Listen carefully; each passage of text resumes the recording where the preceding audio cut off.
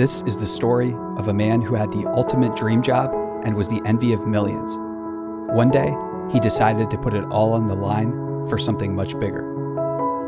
Today's story is called The Ultimate Sacrifice. Season 4 of The Story features 8 veteran trailblazers whose sacrifices and service changed the world. The story is brought to you exclusively by Salesforce, the world's #1 customer relationship management platform. More than 150,000 businesses are using Salesforce to blaze their own trails to success. You can learn more by clicking the link in our show notes. And now, on to the story. He never paid attention to the numbers on the scoreboard. The only thing he cared about was the play at hand. As long as he made the sacrifices necessary to make the right play at the right time, the score would take care of itself. When his team was down, he assured them they were capable of a comeback. Becoming champions was always an option in his book. He reminded his teammates of this so much that it wasn't long until they believed it too. Long before the outside world would recognize him as successful, he maintained a successful attitude. That attitude led to leadership on the football field and off. The man would inspire his teammates to a regional championship, and it wasn't long before colleges caught wind of this. They came in droves to watch him race around the field. He ran like a man who was possessed. The college recruiters watched him yell instructions and encouragement to his team from the sidelines. His teammates responded. His philosophy was simple. He didn't believe it was ever over. Even after the clock struck 0, there was always the next game. As a college athlete, his leadership was infectious. He received numerous awards for his achievements, both on and off the field. His teammates couldn't help but rally around him, emulating his examples. His team would go on to be undefeated his junior year, and they earned an invitation to the Rose Bowl. He was awarded the Pac-12 Defensive Player of the Year, and his teammates selected him as team MVP. One of his coaches would say that you don't find guys that have the combination of being as bright and as tough as him.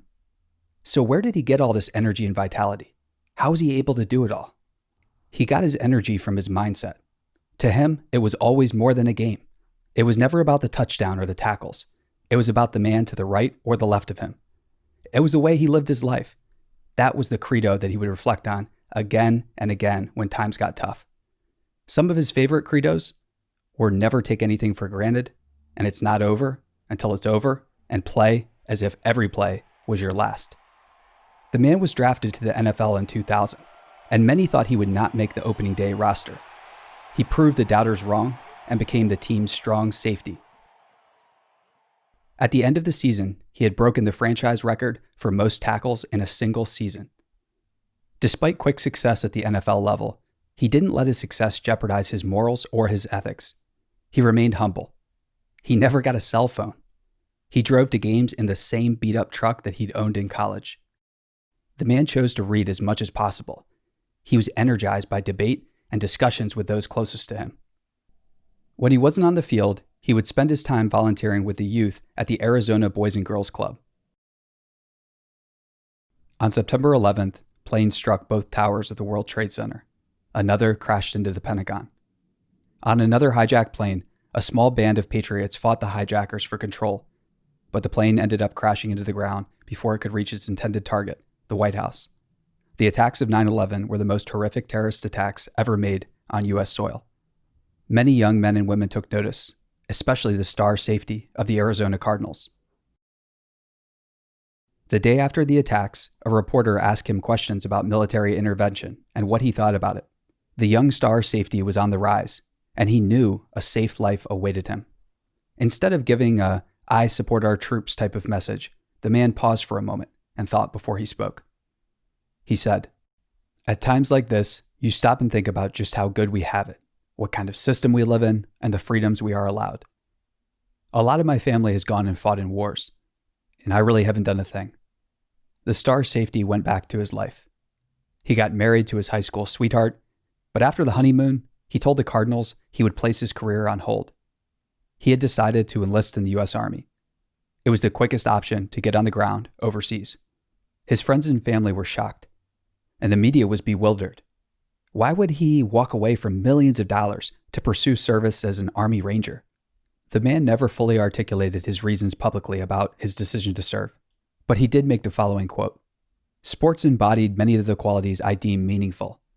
However, these last few years, and especially after recent events, I've come to appreciate just how shallow and insignificant my role is. It's no longer important." His brother joined him in his call to serve, and both deployed to Iraq and Afghanistan.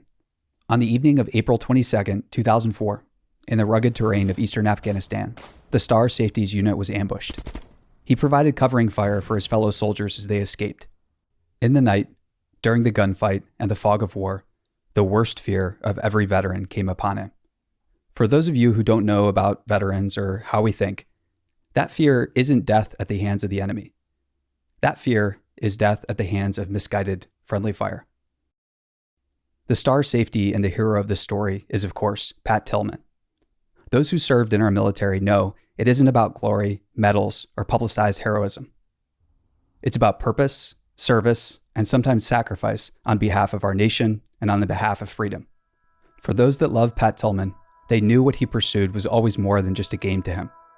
Pat's legacy lives on through the Pat Tillman Foundation, an organization giving military veterans and spouses who embody Pat's principles the tools and support they need to become leaders, no matter how they choose to serve.